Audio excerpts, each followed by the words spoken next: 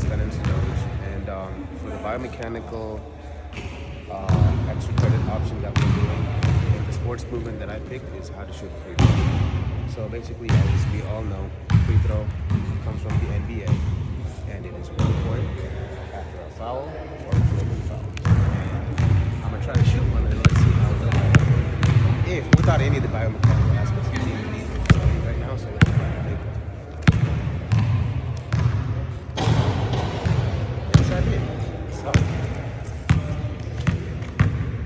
now to go into a little bit of detail about the biomechanical aspects. So there are 5 major phases. Yes, I need to do those. I messed up. There are 5 major phases to it. Those are prep, aim and shoot, motion, your force generation, your release, and your follow. So to go step by step is your prep. It's being first. So prep, you stand right, aligned with the rim, and the aim with the rim. So Steve Nash, being one of the greatest free throw shooters in the NBA, he lands himself before he does a practice shot without actually shooting. That actually gives him like a mental hand-eye coordination check. Force generation is the next one. So basically, bend your knees, hips is where your power comes in. And after that is your after that is your release. After put all these aspects together is your release. And the last part, all the great coaches teach you, and you give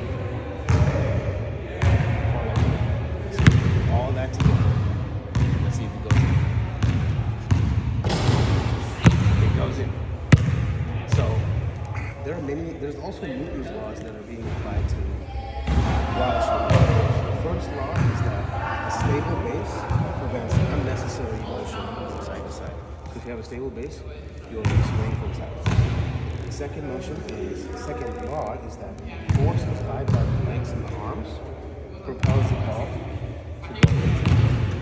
And the third law is that pushing down on the ground produces an opposite force, which also ultimately so the moment of the body parts that are used are your ankles, which go through plantar flexion, your knees, your hips, and your elbows, they go through extension, your wrists go through flexion, and your shoulder also goes through flexion and abduction. So some performance factors about free throws or being more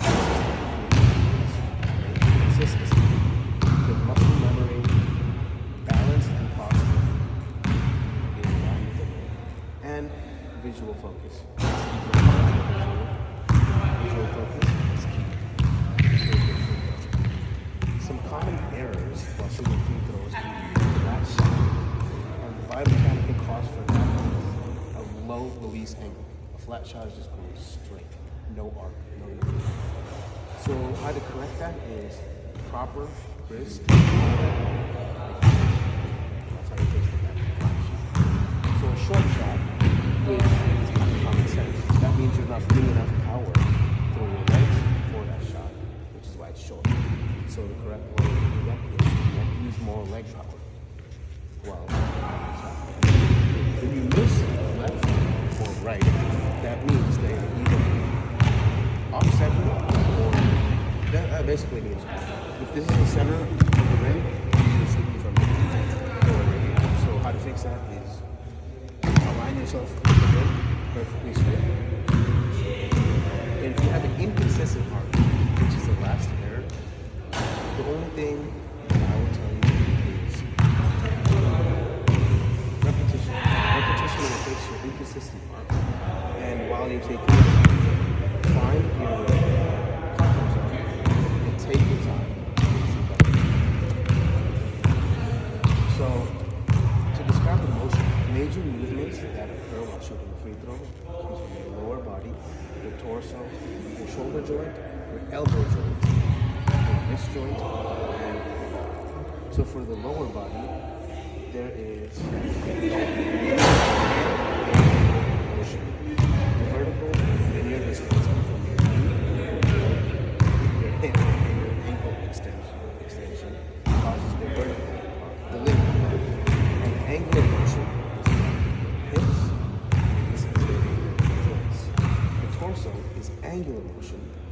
because when you slightly lean forward, that helps transfer the energy upward for that good, powerful shot. Your shoulder joint is also angular motion. Your shoulder flexion causes to raise your forward shot. The elbow joint is also angular motion, elbow extension during your release. There's also wrist joint that is also angular motion, and wrist flexion creates the ball as a spinner during release. So, do the last one being the ball. It has both angular and linear motion because the ball travels in a parabolic path, meaning it's going in a linear motion. And the angular is that whenever it uses your wrist and it will spin on you, that was the angular motion of the ball. The second one is torque and forces that are being applied to a free throw. So, like I said, the ankle is plantar flexion. Your knee, your hip, and your elbow are extension. Your wrist and your fingers cause flexion, and your shoulder causes flexion and abduction. So, for your ankle, the muscle that help provide that power is the gastrocnemius, which is the calf, or the soleus, which is right under the calves. And then for the knees, it's going to be the quads. Quad muscles that help with power that knee muscles. For the hip, it's going to be the gluteus maximus or your hamstrings. They are major power producers at that junction. For your shoulder, it's going to be your anterior deltoid right here and your pectoralis major chest. And for your elbow, it's going to be your triceps. For the wrist, it's going to be the flexor carpi radialis, which is going to be right here, runs along this way, and your flexor digitorum, which runs along this way. And last but not least, can I please get a time check? 7 minutes. 7 minutes, all right. So for the last one is impulses, momentum, and levers. The many different type of levers in your body include, especially not in your body, but this is just for the action of shooting a free throw. The levers that are being used is your ankle, your knee, your elbow, and your wrist. So your ankle is a second-class lever, and the axis of that lever is the ball of your foot right here. And the motor forces, or basically the muscle that produces the power for that, is going to be your calf. That's what it is.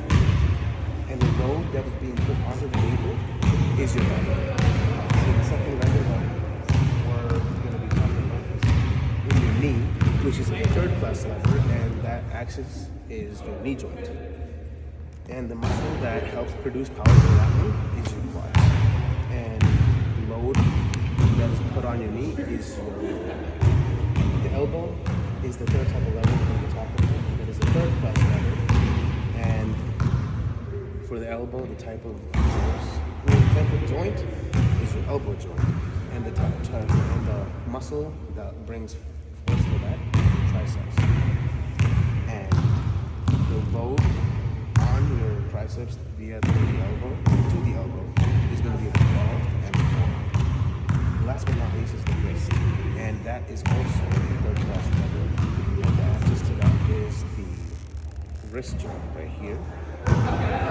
Cookie jar motion, wrist joint, and the forces that are being applied, which muscle being used, is also the wrist flexors. And the main load that's being put onto the wrist right here is nothing other than that basketball. Key takeaway is that third class levers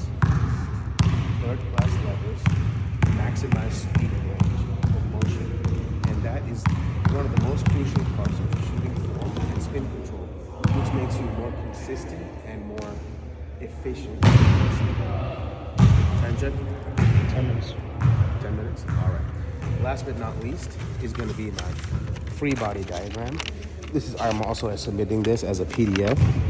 So basically, this is I'm shooting the ball, the knees, the quads, everything, the elbow joints is just going to be here. This is going to be the applied force. The force of resistance is the air pushing this way. Gravitational force obviously is going to be applied because gravity is everywhere. And everything else is as explanatory. Is actually self-explanatory. So the last test: can I put all this into one motion and make a free throw? Can I make a free throw? Let's see.